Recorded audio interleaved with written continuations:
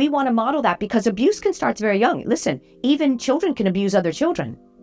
And abuse begins when one exerts power over another or crosses the boundary of another. Yes. And if we're not teaching that in the home about, listen, your body belongs to you, because sex feels good. It can be very, very confusing for a little one, right? So if they see something on a device and then they copy the behavior on their sister or their cousin, and nobody's told them about boundaries and safe space and what's appropriate, what's inappropriate, they don't know that their behaviors cross the line because nobody's explained that to them. That silences people. It silences victims and the victims' families because they don't want to hurt other people. And I understand that. This is not easy. But children need to see that there are consequences when adults commit crimes against children. But we transition to survivor and then hopefully thrive with having lots of support in our life. But we start off as a victim of abuse. That's real. Tell us what are the signs, the first signs that we should be looking for? A change of behavior. If your child was suddenly happy and, joyful, and all of a sudden you see withdrawal, you see anger, you see sadness, you see acting out. All of a sudden, if they're a little bit older and they're getting involved in drugs, it may not be sexual abuse, but you need to rule it out. Welcome to another episode of State of the Nation with Dr. Stanley James, where we discuss issues affecting the islands that we call Bermuda, the jewel of the Atlantic, but things are not always as shiny as gold here on these islands. There are issues that affect many of us, and we intend to discuss those issues with the aim of arriving at solutions which very often are found within us. One of the issues that we will be discussing is something that not very often highlighted. In fact, there are those who walk among us and they're unseen. Their suffering is not always visible, and their voices are silenced by history, by injustice, and by systems which are designed to, in fact, leave them behind. The forgotten voices of Bermuda, these are the voices which history have written out or has written out. The ones struggling against a world that, in fact, refuses to hear them. This silence is not just personal. It is systematic, it is systemic rather, and it's about sexual abuse, exploitation, and cycles of violence that do not exist in isolation, of course. They're symptoms of a much deeper crisis. A crisis where economic exclusion leaves families broken, where young people desperate for opportunity become vulnerable to predators, and where injustice breeds desperation, and desperation breeds silence. So today we break that silence, not just on the abuse itself, but on the system which allows it to continue. We ask hard questions about it. Who gets protected? Who gets justice? And who gets left behind? Because if we don't, then who will? Joining me today is someone who has made it her life's mission to confront the issue head-on. And that is no other person than Debbi Rivers, who is in fact the founder of SCARS, the acronym for Saving Children and Revealing Secrets. In case you didn't know it, SCARS is an organization which is dedicated to protecting Bermuda's most vulnerable from sexual abuse and, of course, exploitation. Debbi, thank you for being here with us today. Thank you, Gary. Thank you. It really is a pleasure to have you here, and we're glad that you agreed to be part of this experience. Let's talk about your personal journey. Most people don't just wake up one morning and decide this is something that they're going to take on. How did it begin for you? Yeah, so sadly, it began in 2004 when I found out that both of my two young daughters, ages 9 and 10 at the time, were sexually abused at the ages of 9 and 10. And my youngest came and told me what my 78-year-old mother's husband, I won't even call him a stepfather. Fathers don't sexually violate children. But he was my mother's husband, and he was 78, and he used my little girls' bodies for his own sexual gratification. And it rocked my world and their father's world and our family's world, never to be the same again. It was shocking. I had to do a lot of things. I had to help heal my children. I had to deal with the injustice of what happened to them. He wasn't only a 78-year-old trusted family member. husband to my mother, but he was also a devout church member. And so it was shocking, really shocking, because when my children went to their house, I assumed they were safe when I left them there. And sadly, that didn't happen. So my youngest told me, and soon after he did it, and then I found out that he had been sexually molesting her older sister, and he had sexually molested her for 4 years before we found out.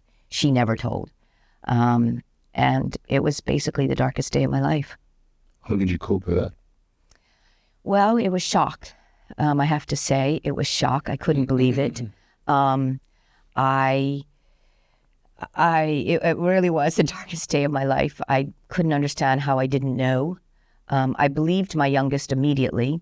There was something about him I didn't like, but it was never would I have thought for a minute that he would have done what he did to my girls.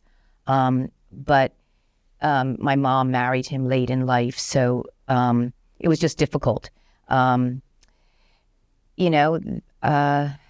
church at the time did not handle it the way they should have. I expected immediately for the pastor and his wife to support me. That didn't happen. They said they would pray for me, and they suggested I go directly to him and deal with it. But I needed support at the time. So I had to go to my mother first directly, and she said he was a sick man, and she ended up staying married to him, which was very difficult for our family, and especially for my children. They loved their grandmother. They were very close to their grandmother. The church prayed for him and had him, basically go up on a pulpit and admit that he did something terrible. He didn't admit what he did, but he admitted he did something terrible. They did not report it. It was left for me to report as their mother, and that's a very difficult thing for mothers and family members to do. And they were in a position where they really should have reported it. But, Gary, I can say after doing this work for 13 years, I don't think that would happen today. And that is a result of prevention education. But as I went through this journey back in 2004 and 2005, I realized that there was a lot of denial, minimization. People weren't really reacting responsibly to it. I finally built the courage to make the report. The first meeting with the agency, that Department of Child and Family Services, they didn't even show up for the first meeting. So I made another meeting with the social worker. She did show up, and then she asked me if I was sure I wanted to prosecute because it'd be very difficult on my children. This was an agency that really should have encouraged me to do that. That would never happen today. With prevention education, I really believe that. I had to ask to see a courtroom as if I had three heads, because I wanted my children to see what a courtroom looked like before we went there. And that would never happen today. We have a wonderful Department of Public Prosecution who really helps victims and their families go through that and what to expect. Thanks to, I believe, Cindy Clark and the Department of Public Prosecution. They now have support for victims and their families to go through that in advance. I was basically really encouraged not to prosecute, but sexually abusing children is a crime. It's against the law. And I couldn't understand, family members are not above the law. Church members are not above the law. Nobody's above the law. And it was a crime in Bermuda. And so people just weren't reacting responsibly. Actually, also more as we shared our story, Gary, people started opening up their stories to me, and I started forward and speaking. Yeah, they're coming forward and speaking and telling. They were still a little bit shamed about it, but they would say, "Yeah, it happened to me." When our family was going through this in 2004 and 2005, Oprah Winfrey was on my television in my kitchen every night on ABC, and she did a lot of shows on sexual abuse. She really, actually, without knowing, helped me with my children and going through this journey by the experts that would come on her show, and that's exactly how I really encourage my children that prosecuting was the right thing to do, because I had to say to them, if Oprah Winfrey could tell the world that she was abused and everybody loves her, she's beloved, we can do it. People are still going to love us, because there was this shame, like if we told, what would people think of us? Attached to being a victim. A stigma to being a victim, and something we didn't even cause. And so that really was the impetus for me to encourage my children. We're doing the right thing, and because my girls loved Oprah, and so that really helped us, make that move to do that. There were things that didn't make sense to me. We went through. I had said we're definitely doing this. He admitted it. He admitted it right away to my mother, to his church, to his son, and then he was told after we went to the police to give our statement. He was told to obtain a lawyer, which he did, and then I find out that he changed his plea to not guilty, and that didn't make sense to me. Wait a minute, he's admitted it to everybody. Now he goes into court and he says not guilty. And my mom said, "Oh no, honey." Whether she was telling the truth, I don't know. But she said, I called her. I said, "What do you mean he's pleading not guilty? He's admitted it to everybody." And she said, "Well, we'll help him get a lesser sentence in jail." And so that didn't make sense to me. And then I said, "But Mom, he did it. Like he's admitted it." Anyway, I don't think they thought my girls were going to go on a stand, but my girls were going to go on a stand. And so right up until very close to the case, he then changed his plea to not guilty. Now, Bermuda is a very small community, very close-knit. Some say it's divided, but it's still extremely close-knit community. Yes. How does that closeness impact people's willingness or ability to come forward and identify themselves as having suffered this indignity, this violation? Does it create does that closeness create a situation where people are afraid to come forward and talk, or has that changed? I don't think it has changed, to be honest. And I think living in a small community, that plays a huge part. People don't want to hurt their relatives. They don't want to hurt the people they work with. They don't want to hurt friends. They're afraid, what are people going to think? There's a lot of shame attached to child sexual abuse. What will people think of me? I don't want to I don't want to be responsible for putting this person in jail. What about this person's family? How are they going to support their family? What are people going to think?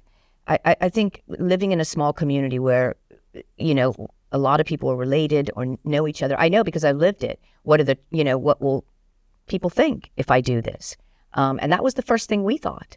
We're responsible for holding him accountable, but that's not the case. The perpetrator is the one who needs to be held accountable because this was their actions. But family members, I think, take that on as well, because there's a lot of shame around this issue and a lot of embarrassment. And family members of even perpetrators take that on. What will people think about me as his wife or relative? And so that silences people. It silences victims and the victims' families because they don't want to hurt other people. And I understand that. This is not easy. But children need to see that there are consequences when adults commit crimes against children. My girls had to see that nobody has the right to do that to them. Their bodies are very special. They are special. And no one's above the law, not even our family members. But it is very difficult.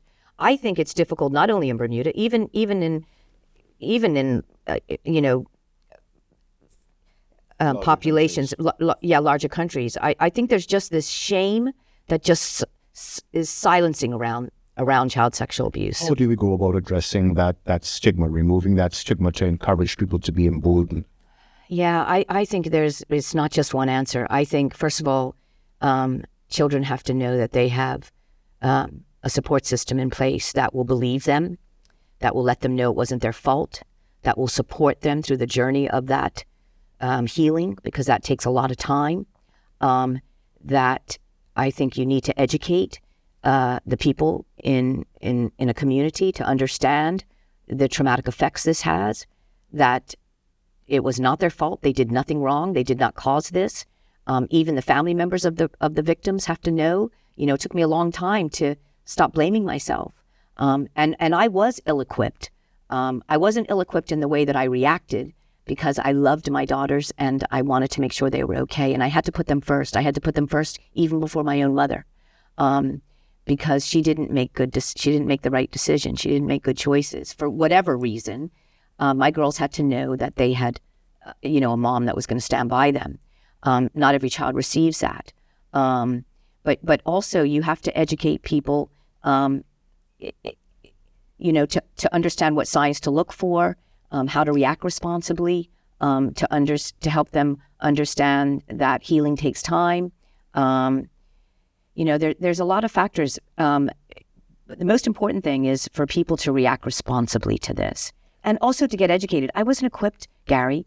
I didn't have prevention education. There were things that I could have done differently. I would have definitely had more conversations with my children about body safety. It's an uncomfortable topic to talk about private parts and sex, right? Precisely, even as adults sometimes. But when you first decided to take up this mantle and come forward and start addressing this issue, did you find that there was, opposition, or did you think that, or did you find that you were encouraged, you were supported in your efforts? Well, I was definitely encouraged and supported. Let me tell you, we have a community in Bermuda that was not in denial. What happened was we started educating people, and then people were coming into the room. And I even believe we have a lot of adult survivors. I mean, I know we do, but I believe the adult survivors were coming in the room going, oh my goodness, this happened to me. I never told. Now I understand. The choices that I made in my life, or the reasons that I feel the way I feel.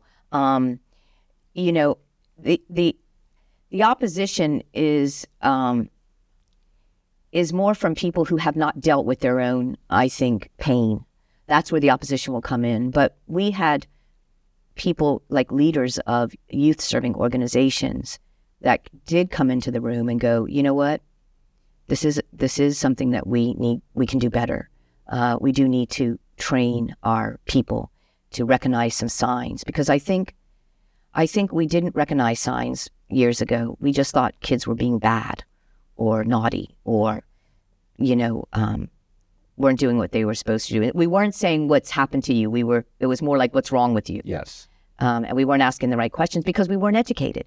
The most important thing is being educated on the signs, on how to talk to your children about body safety. What are the facts about child sexual abuse? The most important thing about child sexual abuse, 90% of people who sexually harm children are people we know, love, or trust. It's not strangers, because predators groom children and they groom the family, the children's family. There were things that I look back and say, I would have had different conversations with this man and my mother. I would have had conversations at a dinner table that said, listen, I've been educated in prevention, and I'm telling my children, if anybody ever makes you feel uncomfortable, you can come and tell me, no matter who it is. And also to let people know, put people on notice that even if you are our family's best friend, or the favorite uncle or aunt, the favorite teacher, or clergy, we are going to report, because there is a deterrent. Predators don't want to go to prison. And so, there has to be a deterrent there. There has to be something, reach out and get some help, do something. But children are vulnerable. And because this topic is so silencing, it allows it to continue. I do think that we are making progress in this country as we train people and educate them in prevention and recognizing signs. But as we say, and I'm doing a social media campaign now, is prevention begins at home. It really does. Let me ask you another question. One of the most devastating realities is that vulnerability is created by systems, not just circumstances. So how do circumstances, economic struggles, job discrimination, even family breakdown create a situation where a person is more at risk? Yeah, I think especially in terms of, financial struggles, they might be asking other people to watch their children, and they're working 3 jobs. And sometimes you even put your children with somebody you think you can trust. Yes. Look at me. This you couldn't get any closer than somebody who's married to your mother. So that can play a part in it, where somebody has to work and they have to leave their children with people that they think they can trust. And let me tell you, predators will look for that vulnerability and always be the person to offer. And so it's. I don't know if that can be helped, except other than creating a relationship with your child to say, yes, I'm working these 3 jobs and I have to work and I miss you and I wish I could be with you all the time. But even though you're staying with Uncle so-and-so and Auntie so-and-so, if they ever do anything that makes you feel uncomfortable, you can come and tell me. That interrupts the behavior. And that parent to say to the aunt and uncle, listen, I know about this training. I think you need to do it. To put notice on the people that are taking care of your children, that if you do anything that harms my children, I'm going to do something about it. That's a message real clear, to say my children are the most important thing to me and their safety is the most important thing to me. And I want to make sure they're loved, protected, and nurtured. So if you're taking care of my children, those are the 3 things that are my priority. So if you do have to work 3 jobs or whatever, it's sending that message. Because let me tell you what years ago people used to say. Don't go around him. He interferes with children. Interfere doesn't mean sexual abuse, number one, but we use that term for years. Sexual violation of children changes a child's life forever.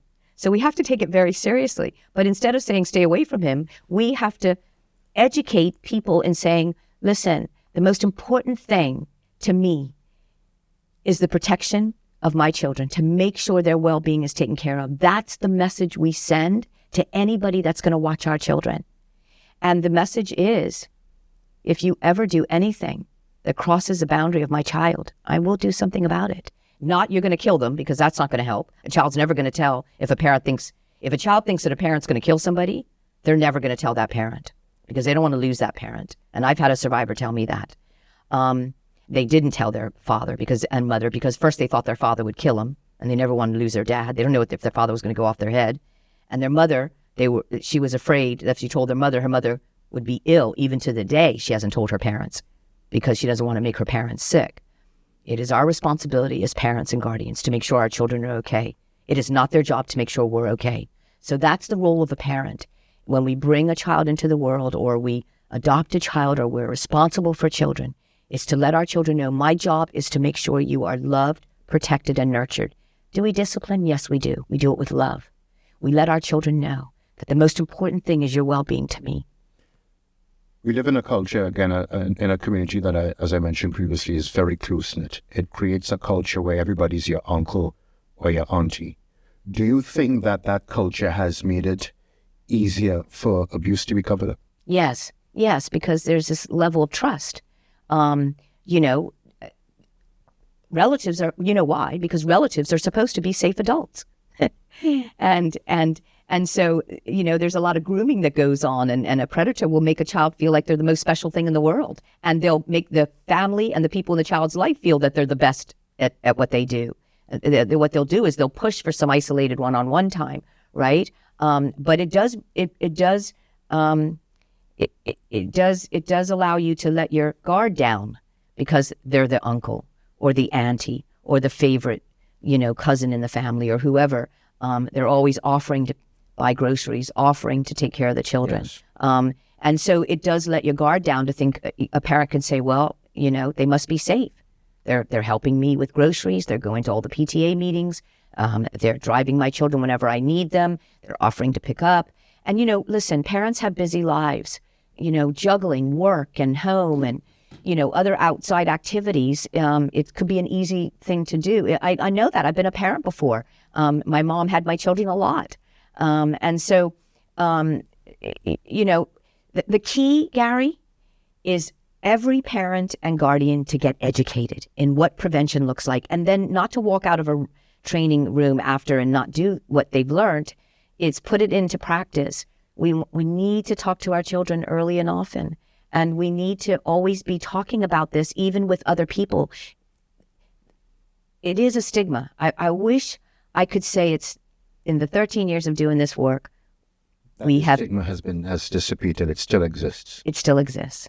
It does. Now, for those individuals who have never experienced this kind of trauma, help us to understand exactly what happens to a person, basically in all facets of their lives, emotionally, spiritually, mentally.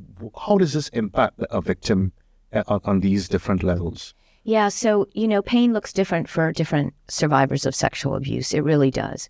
The scar is different for everybody. I apologize for using the word victims. Survivors is what I should be saying. But that's okay, because we are victims of abuse. But we transition to survivor and then hopefully thrive with having lots of support in our life. But we start off as a victim of abuse. That's real. And so it can look very different. The scars, most of them are emotional. It can be also physical. If you harm yourself, cutting, I can just speak from experience. I want to let you know that sexual violation runs 3 generations in my family, and that's no secret to our community. I've been very open about that. I was born from rape. I was not born from love. My mom was raped. I'm the product of rape. I was told at the age of 19 that the man that raised me all those years was not my biological father. He confirmed that. And he didn't know who my real father was. My mother doesn't remember his name, but she was raped. And then I was abused as an 8-year-old little girl. My scar looks different than my 2 children. I pushed down my pain, didn't start scars because of my own abuse, pushed it down for over 40 years until the man that abused me came to a scars training. You probably know that story. Perpetrators get trained too in Bermuda because they're mandated to. But my scar looks very different, and then both of my children, so 3 generations of abuse. That the man who abused you showed up at the scars training. Yes, because government agencies in our community and private organizations who are responsible for children mandate scars training. So sex offenders will come to trainings because they're mandated to. How did you deal with it? Well, I had it was at a training. I left the training immediately when I saw him coming towards the entrance of the training room. I couldn't believe it. He was coming to my training. I saw him from a distance. I told the volunteer standing next to me that I was leaving. I got downstairs, ran into a co-facilitator who was going to help me facilitate, told him he'd have to do it by himself, and started to drive home, called my husband, and after talking for a little bit, I realized that I can do this. I'm going back to that room, and I returned to the training room, but I couldn't facilitate. And that's when I found out, when our facilitator was going around the room asking everybody what organization they represented. When he got to him, he said, "I'm here today because my daughter takes care of children at her house. I'm going to be her backup, and I'm mandated to do it." The Department of Health in this country, thank goodness, mandates that anybody who works with children must be SCAR certified. So he was mandated to come to the training. And I couldn't believe it. As a perpetrator? As a perpetrator. Yeah, because perpetrators don't walk into families, training rooms, youth-serving organizations with a sign on their head. They you don't know who they are. They don't tell you that they have sexual thoughts of children and they're aroused by kids. So you don't know who people are. You don't know what's going on inside them. And he came to a training because he was mandated to. And anyway, make a long story short, I realized after the training that I had to confront him because I'm an advocate in the community. This was in 2017. And I asked my co-facilitator to go with me, and we went to his house and I confronted him. He admitted what he did to me. I asked him how old I was, because when you have trauma and you've pushed it down for 40 years, you don't remember detail. You cannot remember the detail because you want to forget it. This man was attending the training because he was going to be assisting his daughter in looking after children. Yes. He was going to be her backup. Perpetrators want to be around children. That's what they want. But he in front of my co-facilitator admitted everything. But he also then turned around and blamed me. I asked him how old I was because I couldn't remember. He knew I was 8 years old. I asked him how old he was at that moment. He was 72, so he was about 25 or 26. He was a friend of my father, the man that raised me, who I call father. And he was at my house all the time, apparently, when I was little, but I don't have a lot of memory of it. But what I do know, Gary, is that we have no statute of limitations in this country. And so after he admitted it and blamed me, I got up and said the meeting's over, and called the Bermuda Police Service, and I made a report. No statute of limitations means we can make a report 45 years later. And I did it to protect the children in his daughter's home care setting, because no adult is a safe adult when they blame children for any type of sexual activity. But sexual abuse runs 3 generations. My scar is I never, ever felt worthy or pretty as a little girl. I actually felt ugly. And so I don't remember much, but obviously there was some attention there. And he babysat us all the time. My scar is I was very promiscuous as a young girl, so feeling sexual was the way I felt pretty and worthy and important and special. So I had a lot of partners. And I'm also a perfectionist, if anyone knows me. But I think I was a perfectionist because I didn't want anybody to know I'd been abused, because I never told anybody until I was, And that was going to lead to my next question. But we see that it happens to people during childhood, but the impact never really ends because, as you said, it had a long-lasting effect on you. Yes. Oh, yeah. The scar doesn't go away. It fades over time and it can heal, but it's always there. I have to work on me, because when one has been abused, the other area that people struggle with as a survivor is trust. People you trust to take care of you when you're little who don't do that can cause you not to trust others. And so I have scars that I have to, issues in my life that I have to work on all the time. Those scars don't go away. They're a representation of pain, but they can also be a representation of battles that you have won, because I know what happened to me as a little girl, and so did my girls, that it wasn't our fault. We did nothing to cause it. And we can heal, but it takes time. It takes a lot of support from the people in our lives to support us through that. And it's me telling myself, I am beautiful. I am worthy. I do have a purpose in this world. Some survivors, their scar may go down the road of addiction, drug addiction, numbing out, not wanting to remember, alcohol, just soothing their pain, because that's the place where they go, where they escape from the memories of what happened to them when they were little. Some can go down the road of depression, especially if the adults in their life didn't react responsibly, if people don't believe children, if they blame children, if they ignore what happened to the child and they continue to allow the unsafe adult to stay in that child's life. The scar can be anger, especially when people in a child's life don't react responsibly. A child's going to grow up and say, wait a minute, why didn't the people in my life react and respond the way they should have? Why did they not remove me from the danger? Why did they allow this to continue to happen to me? So a scar it can even cause you to not be able to have the ability to learn in school. Because when you're traumatized as a child and then you're going to school, you're just trying to survive, the pain that you endured. And so you may not be able to absorb the information that you're receiving. So scars can look very different for survivors. Promiscuity, drug abuse, as you mentioned. Drug abuse, that's a huge one.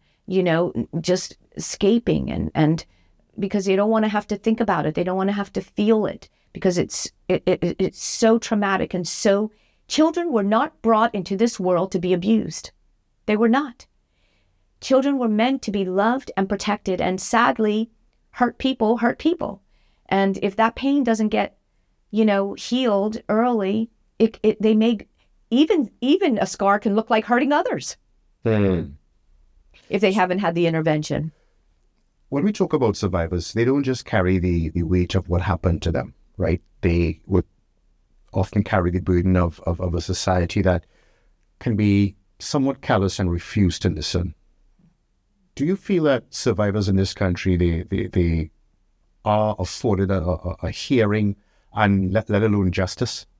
They are listened to let alone receive justice? No, I think that's an area in our country that we can do better. I really do. We have made many presentations over the years to the people who are in the position of power. We would like to see more change in that regard. When I first started doing this work, children were put on a witness stand in their little uniform and almost blamed for enticing an adult. I mean, are we kidding? I think that's changed a lot. I don't think we do that anymore. We're thinking about the victim more, and I'm grateful to the Department of Public Prosecution and Cindy Clark, and who has worked hard to make that happen. But I think we have a lot of work to do in terms of the justice system. I believe that the justice system, from what I understand, is underfunded. I think we need more resources in that area. I mean, it's no secret that SCARS would like to see the most effective treatment at Westgate. It's out there. It's working in the UK. Sex offenders in the UK look no different than sex offenders in Bermuda. Our offenders deserve the best treatment that's out there, the most effective. But we also have to hold them accountable when we do release them. And I think we can do a better job in that. I think the other thing that happens to children who have been abused when they grow up and that's not intervened is mental illness. It can affect a child's brain. And if you take a child who was sexually abused, but who also was physically abused, neglected, abandoned, you add all those things to a child's life, what do we think is going to happen to that child when they grow up? They don't care about anybody. Nobody cared about them. And they're going to want to hurt other people. And so, that scar can look so different. And so we have sadly, this has been going on for generations. And now we have people that have suffered with mental illness because we didn't react responsibly years ago. And that's not pointing a finger to anybody. That's saying we lacked prevention education. What about our institutions, our social institutions, the churches, schools, even the facilities that provide care? Are they doing enough? Well, from my perspective, they are mandating prevention education to the people that work with their children, the teachers, the custodians, even the admin staff. I believe the schools are doing everything they can because they're getting educated. And now once they have that education, if they don't react responsibly, I don't think that's happening. I think the schools are doing everything they can. And I think reporting has increased. I would hope they are.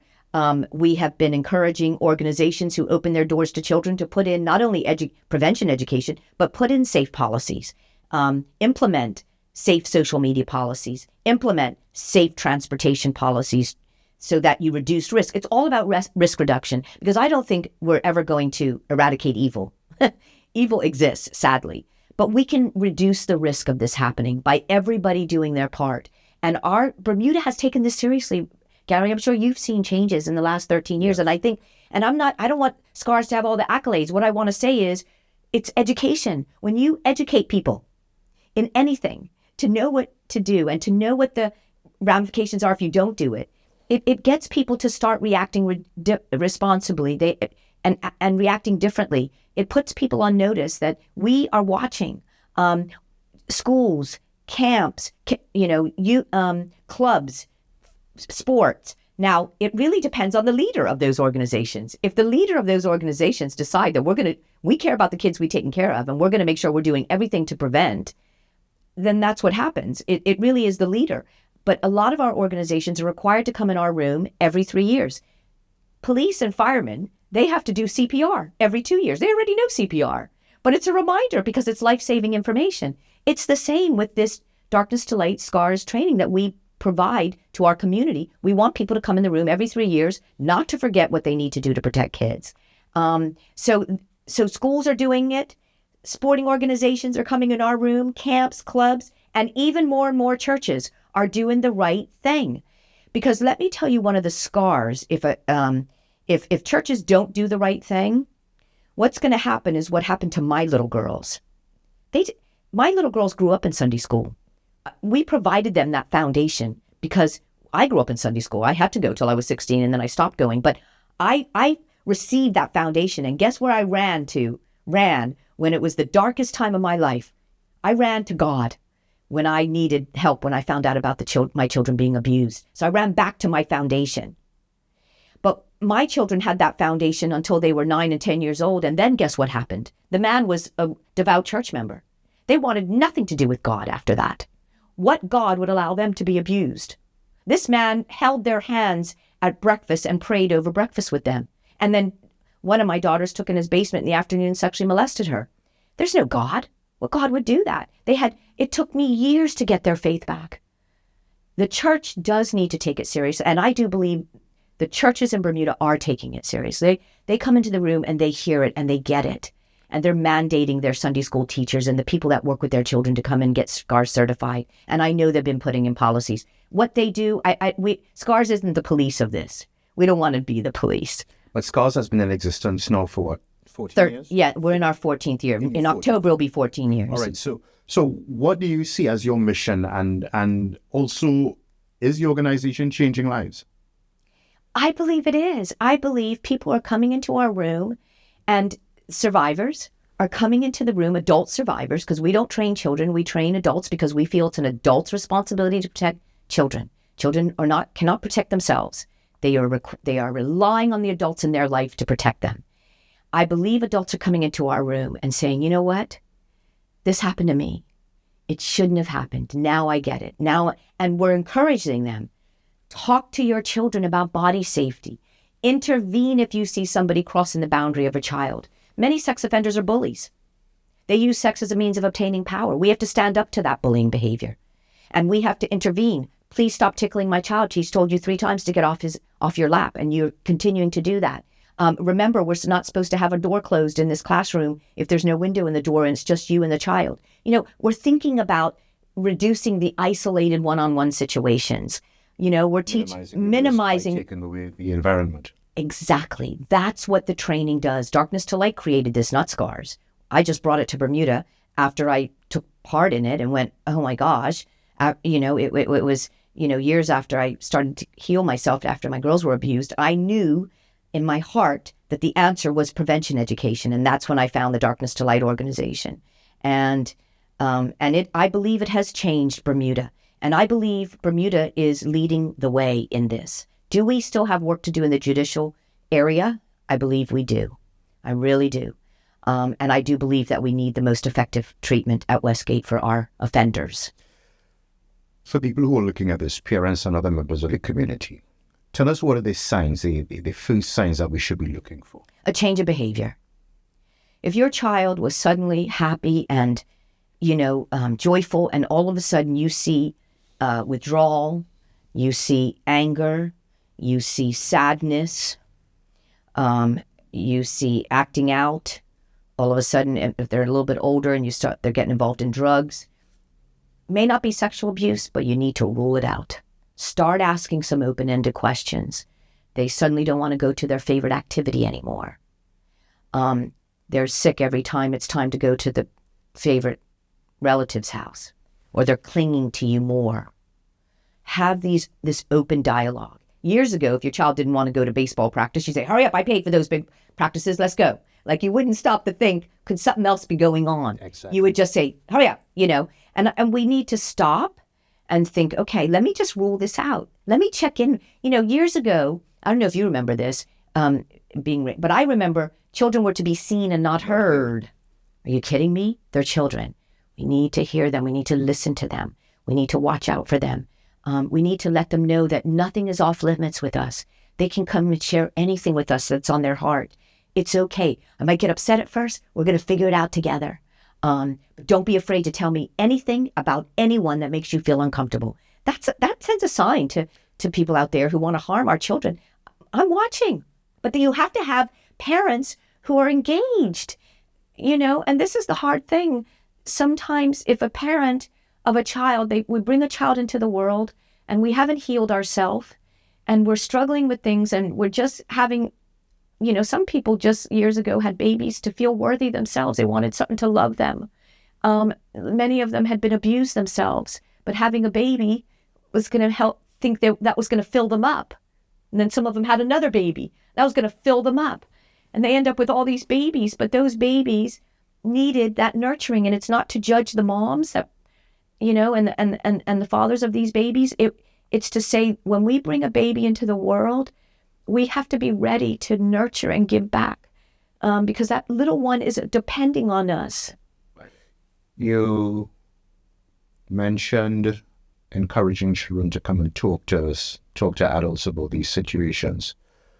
What should be the very first thing a child hears when they come forward and they say, "Mommy, auntie, godpa, godma, this has happened to me"? I believe you. I believe you. When my first daughter told me, I said, "You will never go over their house again. I will be with you. You will never be alone." Right away, I believed them. Yeah. Right away, I told them that I loved them. I told them that it wasn't their fault. They did not cause this. They did nothing wrong. You thank them for telling you. Let them know, because that's a real difficult thing. If a child comes and tells you that someone in your life that you care about has hurt them, that's brave. And you let them know how brave they are. And I believe you, and I'm here to help you. And I'm not going to kill somebody, and I'm not going to go crazy. I might feel like it, but I'm not. Because you have a child in front of you, and you want them to realize that this is somebody in their life that's going to be okay. You're not going to get sick. You're not going to go crazy. You're not going to go beat somebody up. It might be a substantiated emotion, but they need to know that they have that adult in their life that's going to be there. And you're going to be there through the, as much as they want to talk about it, they can talk about it. And as little as they want to talk about it, they don't have to talk about it. You allow them to have their space. If they need to sleep with the light on, you let them sleep with the light on. If they want to sleep with you because they feel close, because now they're scared. Children are afraid of abusers. Sometimes adults are afraid of abusers. So you can imagine what a little one has now disclosed, that this person was hurting them. So now they need to feel safe again. And we have to do everything we can to make them feel safe. And that might mean keeping them home from school for a couple of days. That might mean letting the guidance counselor in the school know what's happened, and the people in their life know, listen, she's really struggling right now, or and he needs some extra love and some extra support. That child just know that they are in the most safest place when they tell. And that person in their life, when they tell them, is going to be right there for them, loving them, supporting them, being patient with them. Listen, my girls are in their 30s. I still have to love them, be patient with them. I had to say to myself, because sometimes it's hard for family members of survivors, but I had to tell myself the 3 C's, because parents can take that on as guilt. What did I do? Did I cause this? Why wasn't I paying attention? But I had to tell myself the 3 C's. I didn't cause it. I can't change it. I can't cure it. I had to accept it. And now I have to take care of my girls. And even at 34 years old, I have to be there for them. Some survivors go down the road of eating disorders. Food is the only thing they have power. One thing about children, when they are abused, their power is taken. They have no power. They're powerless over people who are larger and more powerful than them. And so we have to give them their power back, survivors. And, we have to help them get their power back. Certain things they have to be able to control. But you say to them, I love you. No, you tell me what I need to do to help you feel safe. Preventing abuse isn't just about, of course, isn't just about catching the predator. It's about creating an environment, creating a society, creating a world where this doesn't happen in the first place. Yes. Is Bermuda anywhere near that? I can't really answer that question, Gary. I really can't. I don't know. Being involved in this? Yeah, because we're not, people, survivors will share their story with me if I'm out on the street or, at an event or, call on the phone. But, I'd like to think that we're now recognizing that abuse is not okay. And the awareness is helping. Do we still have abusers in the world? Yes. Do we still have abusers in our community? Yes. I just think evil exists, but I think how we reduce it is by keep talking about it, calling it out, continuing the awareness, continuing the prevention education. People have to stand up for children and stand up to abusers. It is not okay. But let me just tell you, it starts young. We have to teach our children, and we have to model for our children in the home what that looks like. You know, we have to, respect other children's boundaries. Yes. Respect even our partners' boundaries in our life. To know that, and that's not easy. This is not, everything I'm saying is not easy. But we want to model that because abuse can start very young. Listen, even children can abuse other children. And abuse begins when one exerts power over another or crosses the boundary of another. Yes. And if we're not teaching that in the home about, listen, your body belongs to you, because sex feels good. It can be very, very confusing for a little one, right? So if they see something on a device and then they copy the behavior on their sister or their cousin, and nobody's told them about boundaries and safe space and what's appropriate, what's inappropriate, they don't know that their behaviors cross the line because nobody's explained that to them. And if that happens, we have to react responsibly. We don't shame them and fear them and make them feel disgusting because they did that. That's not disgusting. It can be very normal. But you got to interrupt it real early. And if that child continues that behavior, that's a red flag. Something could be going on in that child's life. That child might be being abused. So they're copying the behavior on their cousin or I've had sibling on sibling survivors tell me their older brother sexually molested them, practiced on her to have sex with his girlfriends. And she was so upset about it. And it was as if it happened yesterday. But guess what she said? Her brother was a bully. The parents never intervened. We as parents and guardians must intervene when we see bullying behavior. We have to be kind and compassionate and patient. We have to teach that in the home because bullies are not kind. And we don't make children feel bad. We just say, hey, what's going on with you? Your sister's told you 3 times or your brother's told you 3 times he doesn't want you to do that. Why are you doing that? And respecting it with each other as adults so that we can model that. And that child knows when they leave the home and they go to school and they go to camp and they go to football club, that they know how to treat others. They don't bully others. They don't make, bullying is when you make someone feel uncomfortable. And that's not okay. We have to call out bullying. It's not okay to make somebody else feel uncomfortable. It's becoming increasingly manifest that justice isn't simply about, catching the perpetrator. It's also about helping the survivors heal from this traumatic experience. What role would you describe faith as having in this whole situation, therapy and even the community? Yeah. Play in this situation? Well, I mean, I can start with me. God has been my healer. I run to God every morning to be reminded of how much he loves me, how worthy I am. I am not a member of a church, but I spend time with him every morning. That's my healer is God. Anybody who knows me, I'm passionate for God.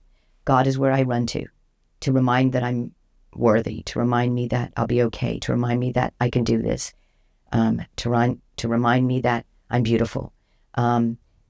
Faith is important, and I had to get my children's faith back because what happens with trauma, you can lose the capacity to hope. And there are survivors that want to give up and they don't want to be in this world anymore. Suicidal ideation is a very serious, another scar of sexual abuse. And for me, God is hope. And I had to get my children back to, they're not 100% there yet, but I really work hard on doing that because to me, that is hope, is God, to know that that's where I fill myself up with. Healing is very, very important. Psychological counseling is important. And my children have had that. Just being provided with tools. SCARS has 2 shows, a radio and a TV show called Survivor Hour. And we have a clinical psychologist on every show because even though I'm a survivor, I don't have the tool. I'm not a psychologist.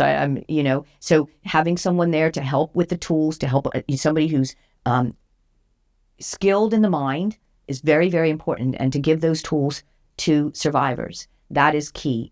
Support from the family is also key. So it's like a 360 approach. It's like the village, it's everything is important. The most important thing is to let a survivor know that there is hope. I'm sure that there are individuals who are looking at this, parents who are looking at this, and who are victims, and parents of victims who know that their children have suffered this, but they haven't yet come forward. What would you say to encourage them to come forward and seek the help and the healing and acquire the healing tools that they need? Yeah.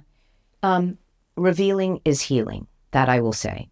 The more you talk about it, I mean, the whole island knows I'm a survivor. I have no shame. I've broken down my walls of shame, and I think that's from sharing my story over and over again, right? And because then it doesn't take a hold of me. I'm in control of it. But the support of the people in their life is so important. I wish we had free counseling for adults. I know the Women's Resource Center provides support. I know they do. And I know the Family Center provide the healing for free to the children. I mean, that's huge what they do, the Family Center.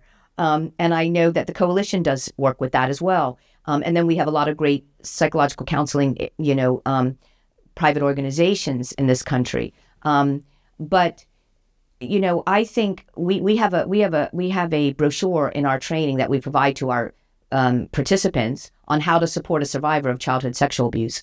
Survivors need support through the journey of their life. It's a lifetime journey of healing. It really is.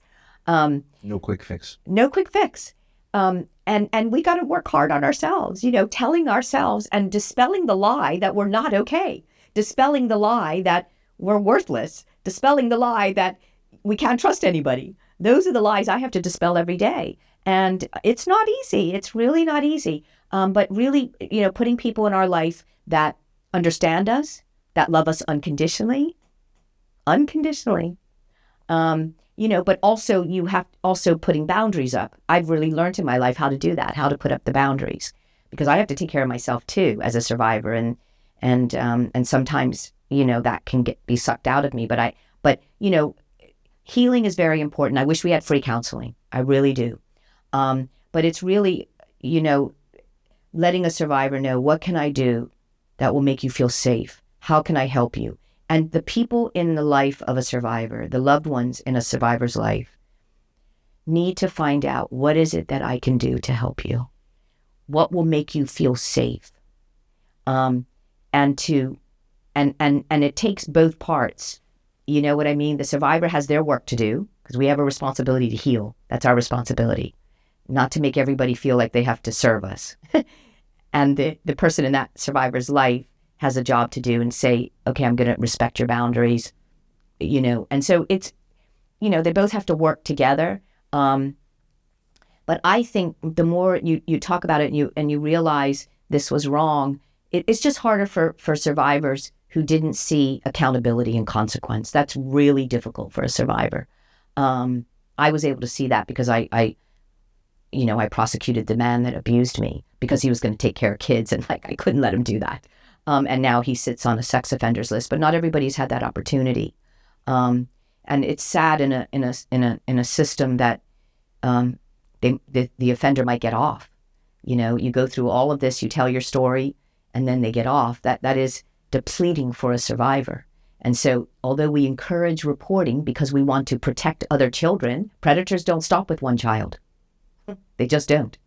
And it's not like they have a bad day.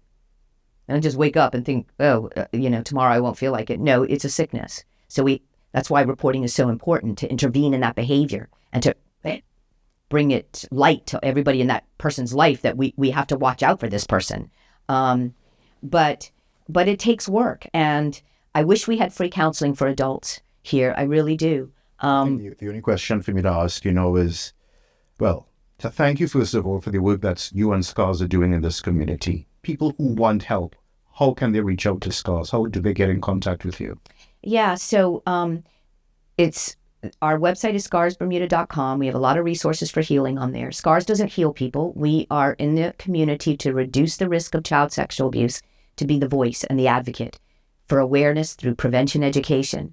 I will support any survivor, but I'm not a clinical psychologist at all. But I know what it feels like to be a survivor.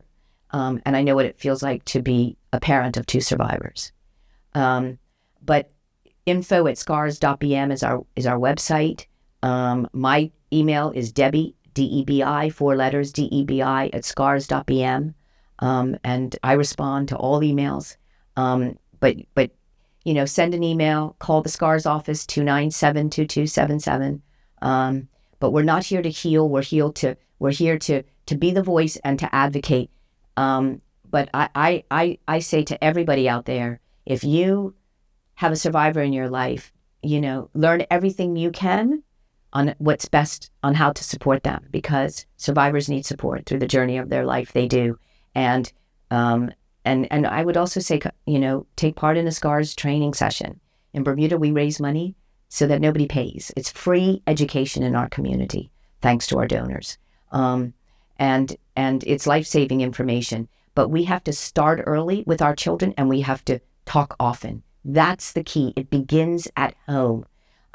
But sadly, we started this conversation, I'm 62 years old, like years later, and I wish we would have recognized this years ago, because we would have had a lot more healthy adults, in our community. I just think, I don't know why. I don't know why it took SCARS to bring light to this. That I always question. Like, I don't know why. And it's not me. It's SCARS. Like, the education was the key. And I wish we would have known about this years ago, because we would have been able to save a lot of adults in our community and around the world, actually. Thank you very much again for the work that you do. God bless. Thank you. Debbi, once again, thank you very much. And thank you and SCARS for the work that you're doing in this community. And God bless you. And a final message to Bermuda, to every survivor who has been told to stay silent, you are not alone. To every young person who feels forced to trade dignity for opportunity, believe that you deserve better. And to every parent who is afraid to ask hard questions, please, please, please, please ask them every way and every day. To every Bermudian who has the power to change this, do not let history repeat itself. Silence is consent. Silence is complicity. And if we want to have a different future, we have to build it. And that starts today.